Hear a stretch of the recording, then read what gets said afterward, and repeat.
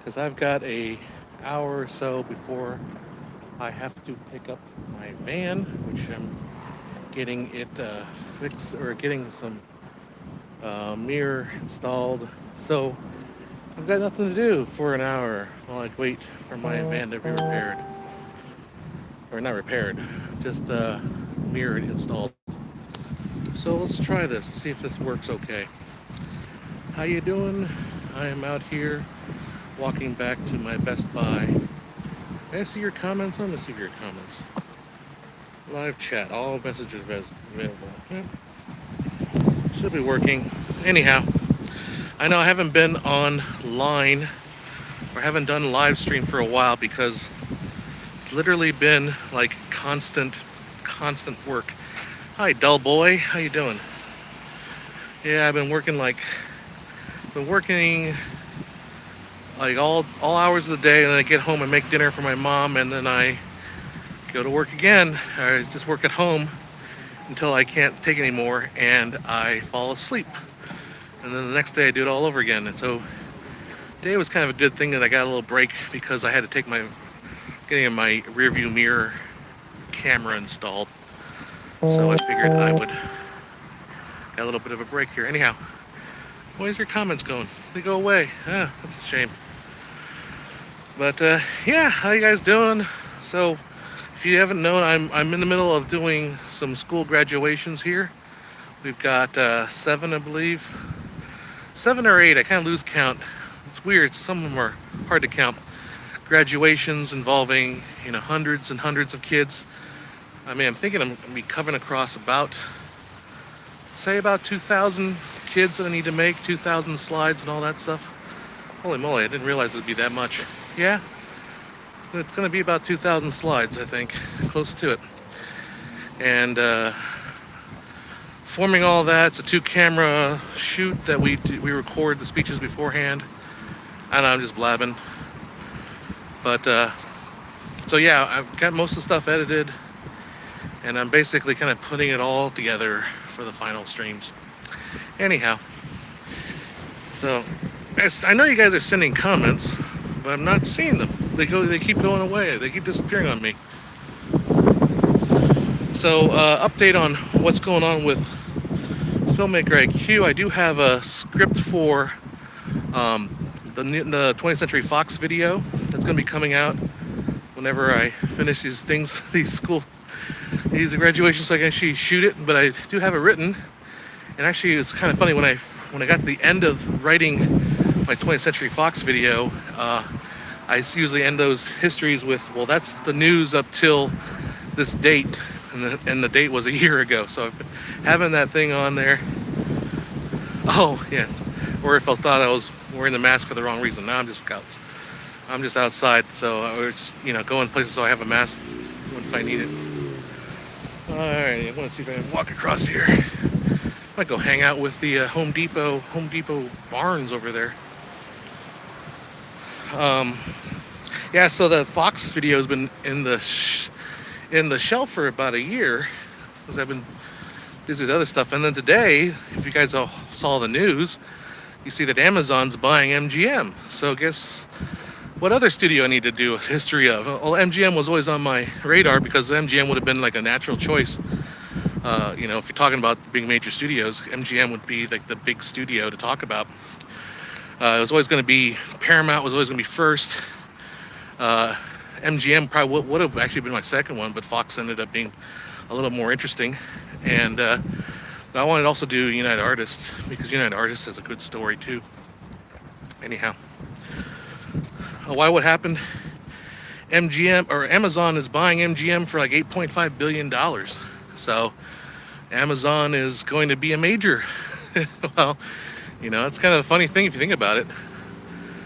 So Liam says when he saw the MGM story, it came to mind. Yeah, it's like whenever it's a good time to take advantage of that because right now it'd be a good time to have a history of MGM ready, wouldn't it? But I am so horrible at finding trends that, or at least being ahead of the trend. Like I'll do a joke about Pokemon Go when it's no longer popular. That's how I roll. I'm horrible about that. I'm now in front of Home Depot. See, there you go. I'm in front of the barn. I actually have one of these barns in my backyard. Yeah, ride the wave. It may take. Yeah, you're right. Liam says it'll take a while for Amazon. I mean, if you know anything from the Fox deal, it took about a year for that to close, so I've got some time. Are you concerned about entertainment monopolies? That's a good question. I don't know. Like, I'm going to be open about it in that, you obviously don't want all your entertainment, all, all, concentrated in one company. And I'm not terribly afraid of Disney because Disney still is, only. I mean, it is like 40% of certain shares of the market. I don't know. I'm not entirely. Well, here's what point I was going to make is the fact is there has been so much of a democratization of media. Hell, I'm talking to you guys right here from streaming from Home Depot, and they're not. Oh, it's Jameer too, and they're not sponsoring this video. They should be, but yeah, I mean, I'm from Home Depot, so I don't know how monetized it is. People will find stuff. People always go out and find your stuff. So I'm not sure that monopoly is, well. Monopolies are bad. Let's get a point straight. But so Liam says Amazon Prime may get an upgrade. Monopolies are. Oops. Gosh darn it! Come on, I want to see your comments. Leave the comments up. Oh well. I never used this before, as you can probably tell. Monopolies are not a new thing. Film streaming platforms are the first wave of new people for a bit. Yeah. Filmmakers on Home Depot. That is a classic. It is absolutely classic. That's where you start when you make your films. You go to Home Depot and get your work lamps. You get your clamps. In fact, when I walk through Home Depot, I often think of what can I build from this? What kind of set can I build? What kind of grippy gear can I get? And all that stuff. I apologize for the shakiness. Obviously, I'm just holding the phone up and looking like a complete ass in the parking lot. No, that's okay. No one's staring at me. So, my digital life. Nice to see you. You should frame the picture better. Well, I'm holding it on my hand.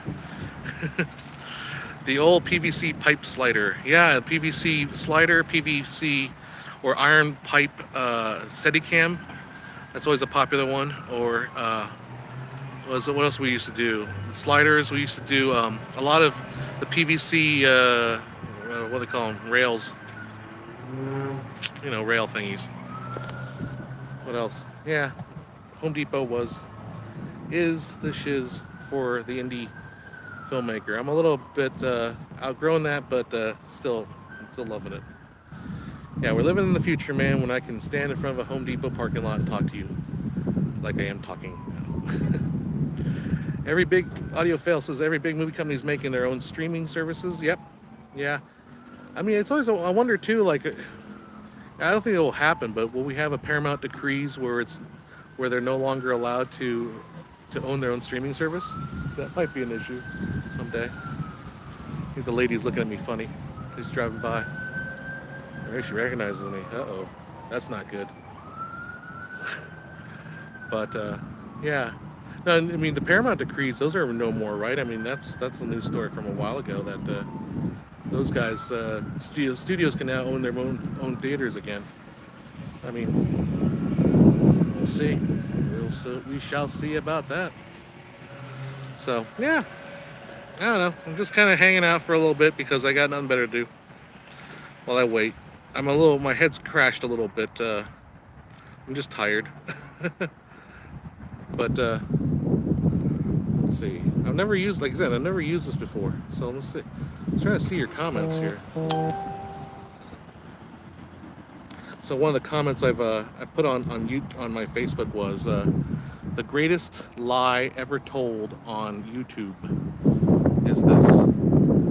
Let us know what you think in the comments below. We'd love to hear from you. No, we don't. No, we don't. Yeah, Matt Digital Life, you should make more videos. I totally agree with you. I 100% agree. I think you are absolutely spot on. I should make more videos. That's really what I should do. I don't have the time right now. What do I think of Star Wars, you ask? Well, I think both sides have a point. I think they should come to a peace talks. I think we should end this senseless violence that's going on in the galaxy far away. And there's no reason why we can't find balance. I don't see any reason why that would be an issue. Oh, car behind me. Oh my, okay. 3D printer anamorphic adapters for lenses, good idea. Yes. You're talking to a 3D guy that's kind of gotten insanely obsessed with 3D printing. I've been doing a lot of, but I'm doing a lot of figurines. I haven't been doing I do a lot of art stuff with 3D printing. I've got myself a resin printer now. So I do FDM, filament printing and resin printing, and my God, for me, it's such an addictive process. So addictive, so addictive. Will I do a video on pre-code Hollywood films? My new hobby is looking into them. I don't have plans on doing it right now, but I did a video on censorship, so if you want to get some history, but nothing particularly on new pre-code films. Why won't the comments stay on? I want to read your comments. This is why I want to hang out with you guys. But YouTube figures that the more popular people don't actually read the comments. That's the greatest lie I ever told on YouTube was we like to hear from you. We'll read your comments. But have you ever seen any of those guys that say that actually respond to comments? That's a thing, you know. What's up? What's up, Karma? What's up from Texas from White Rhino? Oh, Texas, very good. You guys are big talk here in California. Everyone's moving over there. Comments are to increase views and monetize. Yeah. So the comment section, I was commenting on how Facebook. I've been seeing a lot of people post on Facebook asking questions. Like there's a lady that's asked, if I were to break into your house right now, what would I find on top of your fridge? And that's just like a bait for people to comment. And so they generate 383,000 comments on a post that was made in May 11th or something like that. So it's like 10 days ago, 383 comments. So that kind of engagement number is insane. It's like 383,000. That you must be incredibly popular. But the lady that posted this was some author that I've never heard of. Clicked on their bio and looked through it like, I wouldn't recognize this person. It's not like a New York Times bestseller. It's just a random person who made this post. So my point about that is you're generating this massive engagement number, and you're trying to sell that to advertisers. Oh, look at my engagement! I got 308,000 views on this thing, and the fact that the reality is it's fluff. It's literally built on sand. So the advertiser comes and says, okay, let me run you a post on this thing or on my product. And then they get like 2,000 views or some ridiculously small number, or 1,000 or a couple hundred views even. Because the reason people engaged with that post was not because of the person. They were engaged because of the stupid meme question. I mean, I kind of have a little bit of the back end stuff because this is what we did with Filmmaker IQ on Facebook for a while. Until it basically became like spinning your wheels, and it's like, this is just dumb. Like we used to post a lot of celebrity photos, and we did it on the guise of art. Like we would post a photo and we'd study the photo. I mean, it'd be good photos. I kind of miss doing that. But then again, it's like, I can get a couple 100,000 views and thousands of likes for a Scarlett Johansson photo. But when it came down to like selling something that was, like our videos or selling something from an advertiser or whatever, you get nothing, like no response. So that's my whole thing about that. And I guess I'm being very frank, and maybe I'll pay for this later for mentioning it, or at least being honest about it. But it's that a lot of social media and all this stuff about, engagement is just baloney. It doesn't really matter in the end. Avi says social media is very lopsided and gamed. Yeah, absolutely. That's what worries me. It's all games. It's all games.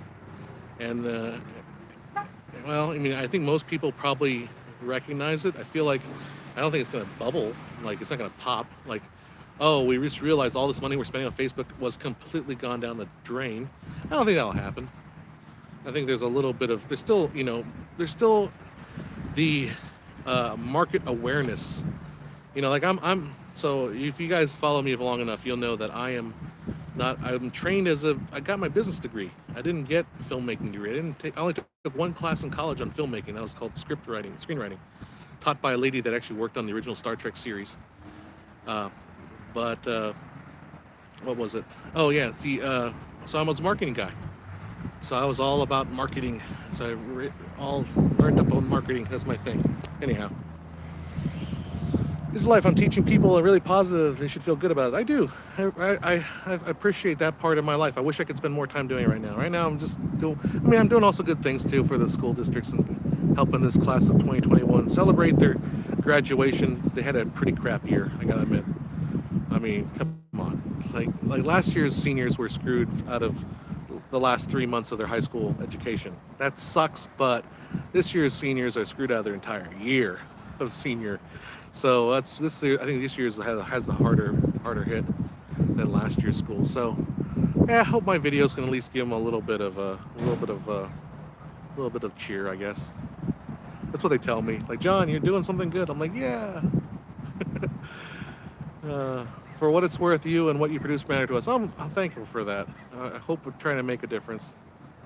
It's tough, I know. I just, it's hard. Sometimes, like I really do want. And also, I gotta admit, I talked about how the comment section. Like we really like to hear your comments. I really appreciate the positive comments that you guys give us. And someone's slowing down for me. I'm like, why are they looking at me? I'm on YouTube. What's so weird about that? I'm just a man sitting in the Home Depot on YouTube. I appreciate the positive comments. I also like fixate on negative comments, which is human and normal and typical. But it's funny because like when you respond to comments and you get like a clinger on or somebody that's like obsessively like they think they know you real well, it's hard not to feed the troll if your general approach to things is to just respond to people's comments. I mean, I'd love to be able to get to the point where like I can no longer read and respond to your comments. I hate the idea that to me is like that sucks. Like literally on those 24 videos, I'm babbling here, but those 24 videos, there's like 8,000 comments. I've read every single one, probably more than once. Because sometimes in the morning I'd be bored and I'm like, oh, I'll just read over these old comments, which is stupid. But that's my life. That's my life. But anyhow, yeah, I still got a whole board of topics I want to do. Another topic I wanted to do, kind of I shared this with Joe, my friend Joe, who helps me with all these videos, but I can share it with you guys. 1753 here in California, it is. So I wanted to do like a follow-up to that police sketch video that we did in YouTube space. That was really popular, really well received, and I loved doing it. That was so much fun. But I want to do another kind of something similar. But you don't want to, you have to do a sequel, but you don't want to do exactly a sequel. You don't want to do like, it's not, Electric 2, Boogaloo, whatever. So I was always trying to figure out a way to do a sequel, but I want to do maybe like a scene from a movie or something.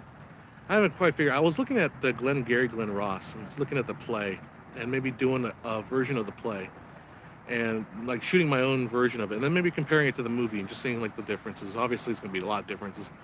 One of the things I wanted to do was with that play was actually do a gender swap on it, and it's not because I feel like there's. I think it'd be interesting to see how women would approach Glenn Ross. That play is so testosterone, dripping testosterone. But I wonder how that would play coming from women. I think it'd be interesting. It'd be an interesting experiment. So, yeah, the blocking video, Mr. Mizzles. Yeah, the sequel wouldn't be necessarily a blocking. Would just be like would be an approach to shooting a new scene, and it's something I didn't write. That's another thing I wanted to try to do. Something I didn't write that I could interpret. But then I don't know. I was trying to think about reaching out to the guy that wrote that, Mammoth, but I don't have his information. I probably have to go on my IMDb Pro and activate that again, and I can see if I can contact him. Say, hey. Although I think it is fair use to just use it in that context, because I wouldn't use a lot of it. Anyhow, that's one of the things I want to do once we open up here and we can actually start doing productions again. Are you okay? Is there a can in front of you and the trumpet in hand? don't know what you're talking about. If you missed earlier, I'm waiting for my van to be at a rear view camera, so I'm doing nothing for another hour. I'm gonna probably go to Home Depot real quick, actually. But yeah, so one of the things is, I guess I can talk to you guys on stream since we're all personal here. I feel like I used to do a lot of music programs. I used to do a lot of like playing trumpet and music programs, and I think I'm gonna probably tone that back a lot. At least do only the ones I feel like really enjoy. I don't really want to do the grinding stuff again. Like I used to do a lot of jazz ensemble. I used to do like weekly ensemble rehearsals. I don't think I want to do that anymore. And it took the pandemic to kind of make me realize, I don't know, I spend my time making movies, or at least writing scripts for movies, or at least making art, or making 3D printing, or a whole bunch of other things, I could do. Sorry if the wind noise is getting really bad. Hopefully it's not too bad. I wish you could see your guys' comments. What happens is they show up for a second and then they disappear on me. Let's see. Oh, live. There we go. Live comments. There we go. Oh, my stream title had you a little concerned. It's just the way I feel right now. I feel like I'm almost dead. I've been working like 16 hours, 17 hours a day. Not necessarily billing that much because I feel like I can't really justify it. But, well, actually, yeah, some of it I'm not billing it to the right people. But yeah, I mean, so next week we do our graduations for real, and we're going to record those on Tuesday and Wednesday, and then I gotta edit those all together, just the walking portions, and we got to edit 4 schools into 4 graduation ceremony packages and have that delivered and streamed on Friday. And then there's also like 4 other schools that we're doing that are not live, but that we're also this team that I'm working with. They're great help to. They're watching. Thanks, Juan. Great. I mean, I need you guys are helping me get through this, and we're all helping each other get through this. We'll survive. We will survive. Anyhow, when the noise isn't too bad. My digital life. Do I like British humor? Yes, I do. Faulty Towers is one of my favorite shows of all time.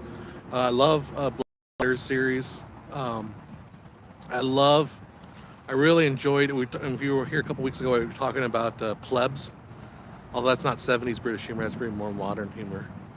I'm not that big a fan of the young ones. That's more 80s, but yeah, I really love British humor. I think there's a lot of great British humor that it's a shame it doesn't translate very well in the States, or at least it's very, very weird. And John Cleese is an international treasure, fully agree. John Cleese, I think Stephen Fry is like the modern equivalent. He's like the sage of England. Peep Show, thank you for bringing up Peep Show, another fantastic show. I really liked the Woodhouse series that Hugh Laurie and Stephen Fry did, Jeeves and Wooster. I really love that. I don't know why I don't know if American audiences can kind of get that Jeeves and Wooster style, P.G. Woodhouse. Although when we had one of the greatest plays on Broadway was the P.G. Woodhouse play, Ships. What Anchors Away? Not Anchors Away. What the hell's the name of the musical? But it had not Ellen, Ethel Merman in it. Back in the day, it had Ethel Merman in it. What's the name of that play I'm thinking about? I actually played it a couple times. Oh well, you don't know what I'm talking about. Steptoe and Son. I've never watched Steptoe and Son, but I know the offsuit of that, Sanford and Son.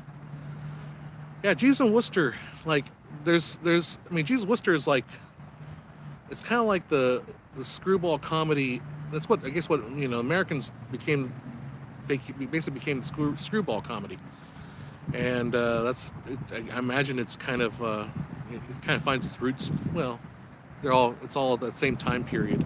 It's all interrelated. I'm trying to think of the name of that musical. It's got the song "You're the Tops, You're the Top Museum." Da ba da ba ba da ba ba da. It's got "Blow Gabriel Blow, blow Gabriel Blow."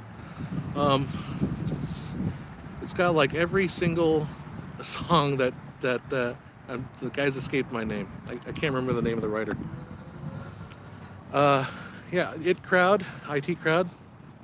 Yeah, I've watched. I'm not that big a fan of IT Crowd though. Though I do enjoy it. I got into a big. I started going down a big YouTube. Anything goes. Thank you, thank you, thank you. Anything goes. That's what music I was thinking of. That's based on a PG Woodhouse play or short story. Um, yeah, they're all guys are catching it. Read Anything Goes. Um, IT Crowd. So I got into watching the boss, the character of the boss, and just thinking how much fun it. Because I don't know if you guys shoot films. If you shoot comedies, um, my favorite thing to do with a comedy is when I have a script, and you basically come up with the funny premise and the basic lines of the character, and then you give it to somebody that has a lot of natural talent and ability to improvise, right? And that's when magic happens. Like you sit down and you write your script, and you think, oh, this is funny, and then you give it to an actor, and the actor like gives you a line reading that you didn't expect, and you're like, holy moly! It just makes your day, man. And I have a couple actors that I've worked with. They're friends now that I just kind of rely on them. Like I know he's really. I just bring him in. You guys have probably seen it if you watch some of my shorts on Filmmaker Q. Ed Acosico, I have a lot. Um, so yeah, so the character of the boss, just some of the things that he does in the show.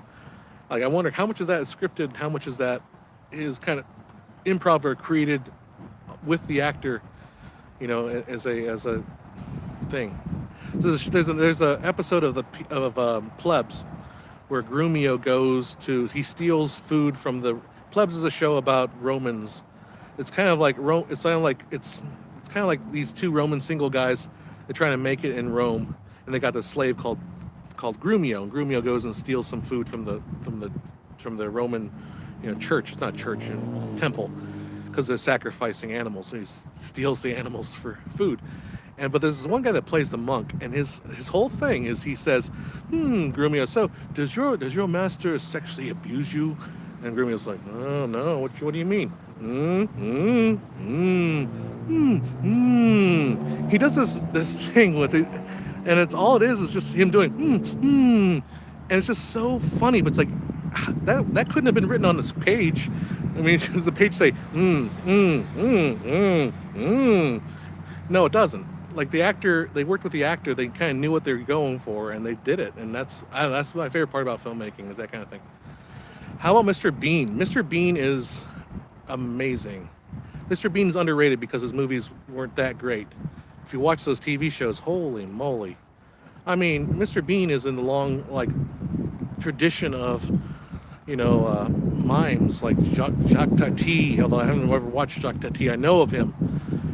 But that physical humor that's all silent, it's all physicality. So, Matthew Barry, thank you. What They Do in Shadows, Matt Berry. I gotta check that one out. I haven't seen that one yet. So yeah, Mr. Bean's, the TV shows were remarkable. The movies, Hollywood kind of just dumbed it down a little bit. I think they didn't allow Mr. Bean to really be the physical kind of humor. It was more like Hollywood slap it together kind of. Oh, here's the comedy. Like the comedy movies in the '90s were just like excuses for people to do things. Yeah, Mr. Bean did like an iceberg. He really did well in front of non-English speaking because you don't have. That's why my mom actually loved Mr. Bean because Mr. Bean was she didn't have to understand it. My mom doesn't speak English very well, so she can't really understand anything. Mr. Bean was, he's a funny guy doing his funny thing. Or one of my favorite part. Well, sniffing the shoes. Mr. Bean with the little car. That little car was all the stuff with the car. So good.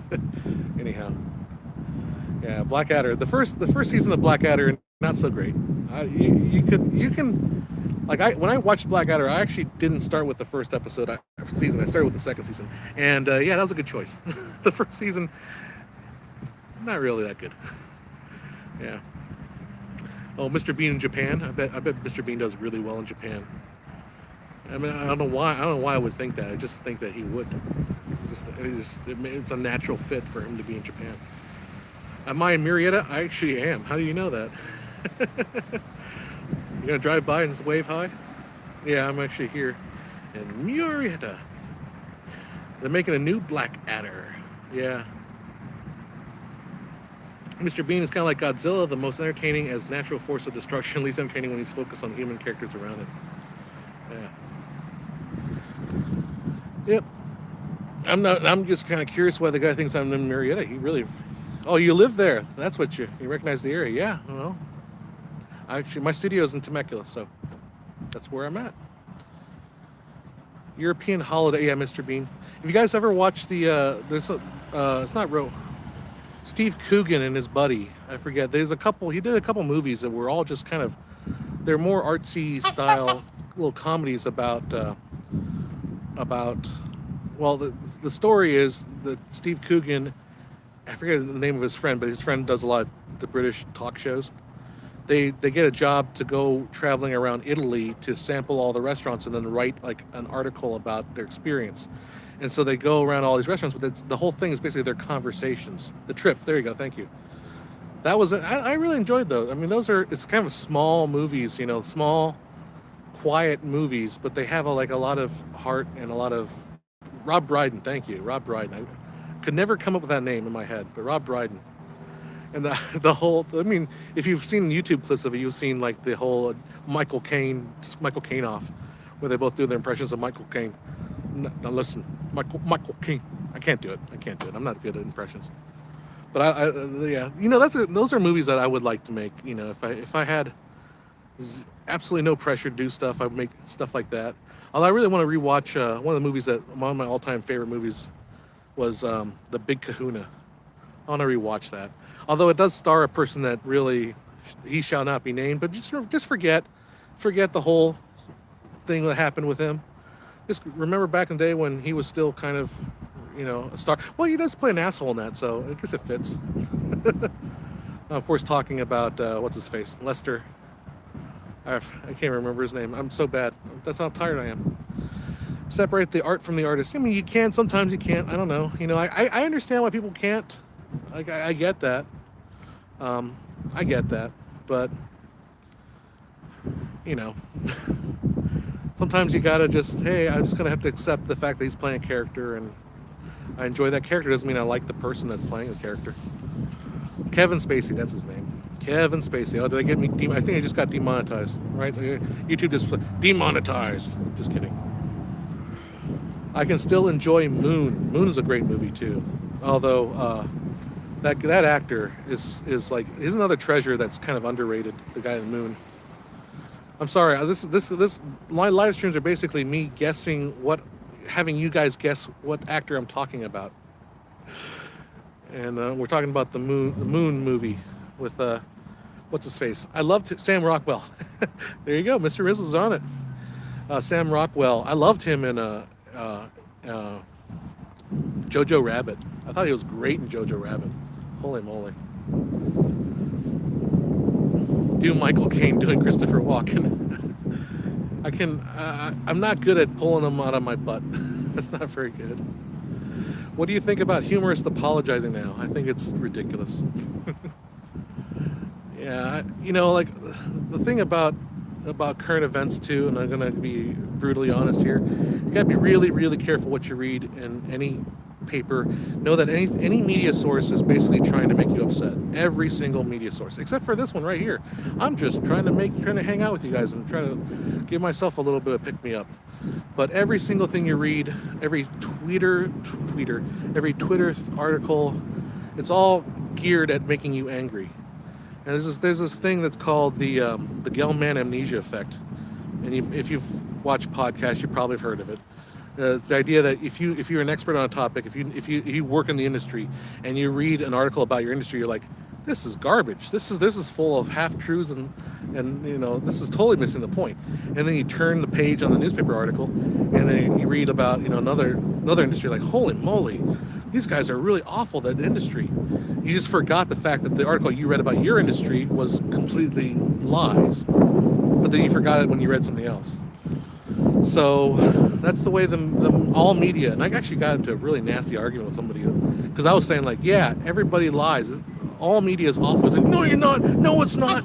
Like, my media is right. My media is way better than your media. I'm like, no, they're all lying to you, man. They're all lying to you. like we talked about earlier, the clickbait posts on social media. That, oh yeah, leave your comment below. We love to hear what you think here at the NBC Channel 17, St. Louis. We value our customers. We value our viewers. That's why we want to hear what you say. And then that's why they read those stupid emails at the end of there's a whole, I don't know if you guys are old enough to remember, there's a whole time period where I think Fox News started doing it. They started reading viewer mail. Then everybody started reading viewer mail. But then they don't do that anymore, which is probably for the better. They don't really need that. But yeah, all media is upsetting. So like you see all these stories about how, you know, this humorist has to apologize, this person has to apologize. It's like, okay, you know, I think it's all the word I discovered was agitation propaganda. It was coined by the communists in Russia. And that's basically how film got started. Film was seen as a way to create agitprop, make people angry about the way the country was being run. Because film is so powerful. Film can do it. Nothing can make you angrier than film. It's video, film. That's just right there, man. It just gets you right in the sticker. So that's immediately recognizing for the power of propaganda that film can do. And like it or not, that's the way the world works. And you know, it works for art too. What is art but propaganda for the soul? Ooh, somebody quote me there. That's actually pretty smart. I mean, it is a type of propaganda, you know. Anyhow, are the blacklists coming back? That would be sad. Yeah, I don't know. I wish I could tell you yes or no, but honestly, I am not too optimistic about that. I miss the old school media in the UK when emotion was not allowed. They still push agenda, the idea that the public needed to be educated. They talked down to the viewer, but it was okay. Yeah, I agree with you there.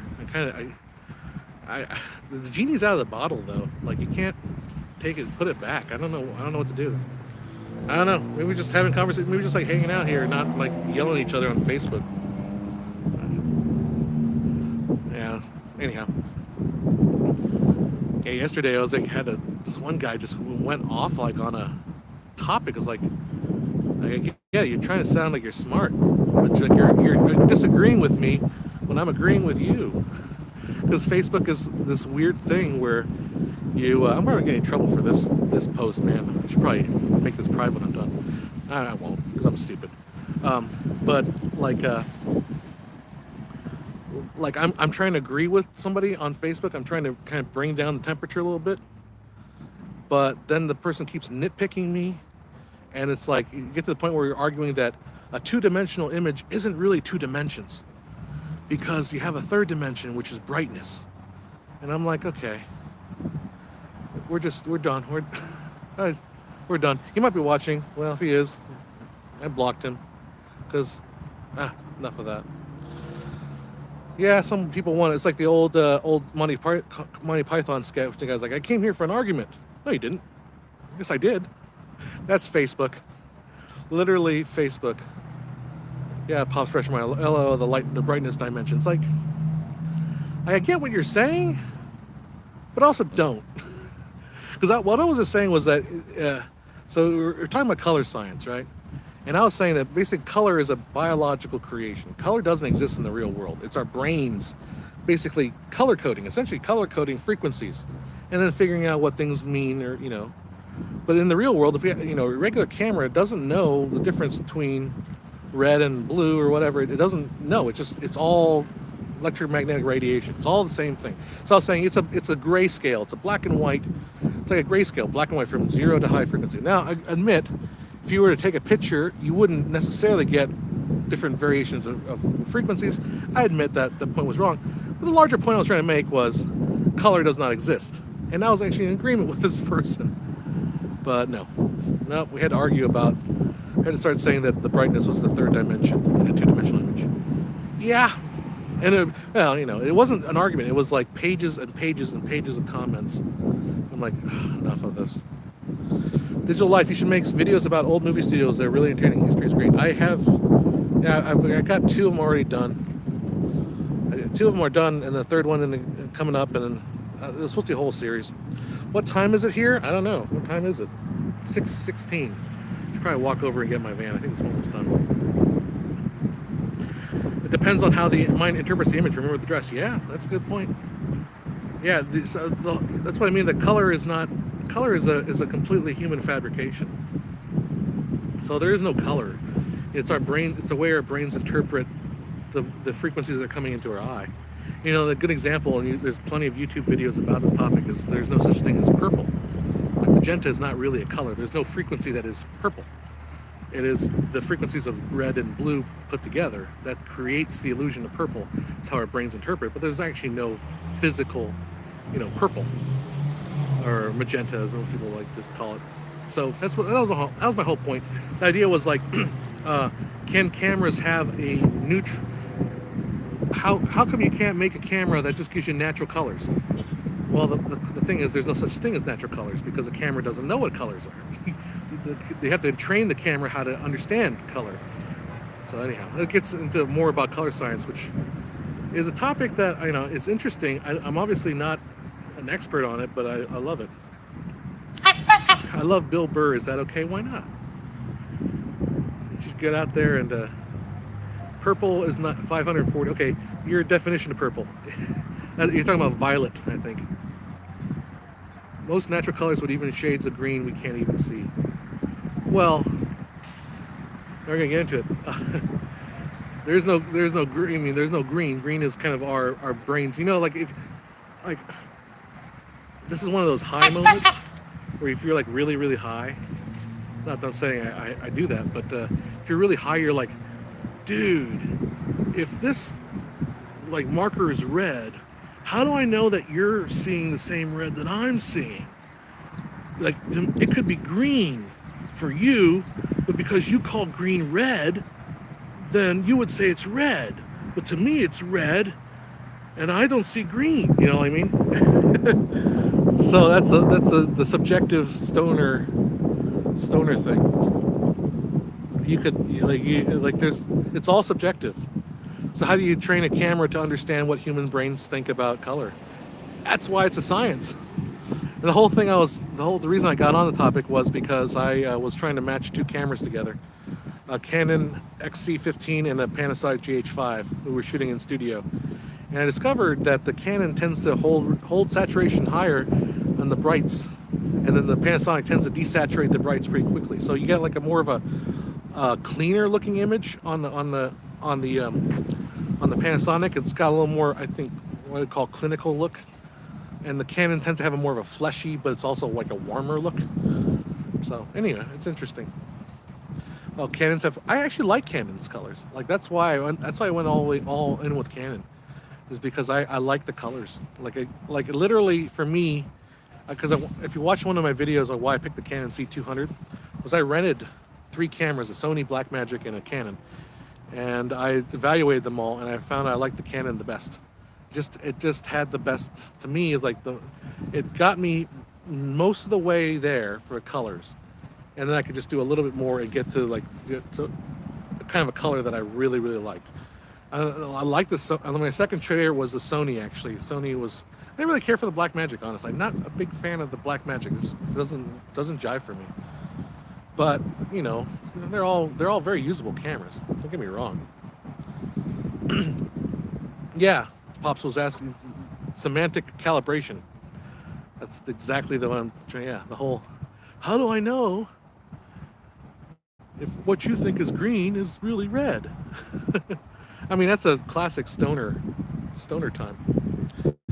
Have I tried the A7 or an Airy? Well, I haven't tried the Airy. I wouldn't mind doing an Airy. I have tried the Sony A7s. I wasn't really wild about the Sony. Well, first of all, I don't like any. I'll be honest with you. I'm gonna pull my privilege card here. I don't like shooting DSLRs at all. Like I'm done with that. I would never buy a DSLR. Well, I'm taking that back. My Canon XC15 I really enjoy because it is a small compact camera, and I can just go anywhere with it. But it does have an ND filter on it, and it does have XLR inputs if I want to put it on there. So those are the two like must-haves. But otherwise, the DSLRs, no, thank you. Yeah, the Sony A7, just no. No, sorry. If I had money, I'd buy the Canon, but because something the BMPPCC, love every black man. The BMPCC is pretty good camera, especially the new ones are. The only thing I don't like is they don't have the ND filter. I mean, I gotta have that. Like, I'm sorry, I will pay extra for the ND filter internal. Like, I will pay extra for it. Like if Blackmagic came out with Blackmagic came with an internal ND filter, it's called an Ursa. Those Ursa cameras are really good. The problem with the Ursa, I'm talking really fast now. The problem with the Ursas was it was so damn heavy. It's just like 20. It's like a brick, compared to like the Canon or the Sony, which without the lens are like nothing. They're feathers compared to the Blackmagic. That thing was just so heavy. So even without the kitting them out though, imagine having tetracolor vision. Yeah, I often wonder about that. Like, I have rabbits at home. I love my rabbits. I'm a big rabbit fan, but I always wonder if they're looking at you because their eyes are on the side of their heads. Now, we humans, we think that when you're looking at somebody, your face and your nose and your eyes are centered. I'm looking at you, right? That's what we as humans think. But rabbits, I mean, if they've got their nose toward to me, their eyes are on the side. I don't know if they're looking at me. They might be looking at something else. When they're face to the side and looking at me, I can kind of tell. So the whole thing about how can we divide between humans and other animals? How can we understand each other? It's kind of fascinating. I really enjoyed the topic. For those of you coming in late, I'm okay. I've been working really, really, really, really, really, really hard. Now I'm tired. And I'm getting my van added. Tetrachromatic and see ultraviolet. Yep. Well, I mean, that's one form of tetrachromatic, and tetra just means four colors. So, I mean, if it could be ultraviolet, it could be infrared even, maybe. Who knows? Who is the most famous person you talk to? I guess Will Ferrell. I have a picture of myself with Will Ferrell. I mean, it wasn't a long talk. It was. He was here for a golf cancer for college. They called it. It's a horrible name for a charity. I guess they gave money for cancer survivors that wanted to go to college. And he was here for a golf tournament, and I was running around with a Steadicam, and he's took a picture of him with me and him, and he's holding my Steadicam or my Glide Cam. It wasn't a Steadicam. Oh yeah, no, I don't. I didn't get a van. I have a van. I'm just getting the mirrors put on it. And now people are staring at me. Are you sure he wasn't the drummer in the Chili Peppers? Let's see. 10% male, so good chance. Well, I guess women have a better chance of being a tetrachromatic. That's why the whole story of when you go into the Home Depot, go into the color paint section and see who the tetrachromatic people are. I don't think I am. I'm pretty sure I'm not. Like I am of the persuasion now that I am as normal as you can come. Like, I think a lot of people when they're young, and I was this way too, think you're special. So you think that you're somehow wrong or special. I have a special case of this. I can see multiple colors. I can see I'm super this, I'm super that. And I think I'm just I've grown through that phase of my life, and now I just think I'm average. I just think, my eyes are not that great. My hearing's not that great. It's good enough. I'm sensitive to people, but I'm no more than just maybe slightly above average, but not terribly more than average. Oh, an old art restorer of mine said most classical painters were red-green colorblind. Maybe. Yeah, we all have a blind spot. That's the thing I like to talk to people when they talk about 24 frames a second, is that people think that, I want as true to reality as I can when I watch a movie. It's like, you do realize you have a blind spot in your eye. So you close one eye, you look at you through your eye, and you're actually seeing a complete image, but part of that image is completely made up by your brain. Completely made up by your brain. And so if that's the case, what you present in front of you isn't really reality. It's all about tricking the brain. Anyhow, that's a long topic. We can get into some other time. Did you hear the story about the man with the wooden leg named Smith? Yeah, what was the name of his other leg? Ching. If you guys know that reference, put yourself on the back. That is a deep cut. Hope you guys know who said that. What movie that was from. Give you a hint, it's a Disney movie. All right, let's see. Well, it's about 50. What time is it now? My battery's about to run out. All right, well, it's fun hanging out with you guys for a little bit. I'm going to go into Home Depot. I blew a tire on my cart, so I need to buy a new tire, a 10-inch tire. Mary Poppins, you got it right. Mary Poppins, one of my favorite movies. I think I'm going to keep saying, keep talking about Mary. I love Mary Poppins because I love I think there's a lore behind Mary Poppins. I think there's a romance between Bert and Mary that is as something quite amazing. I also think a lot about Peter Pan. Peter Pan and Mary Poppins are my two favorite because I think there's so much deeper than what people want to give them credit. I guess Alice in Wonderland too, if you had throw that in there.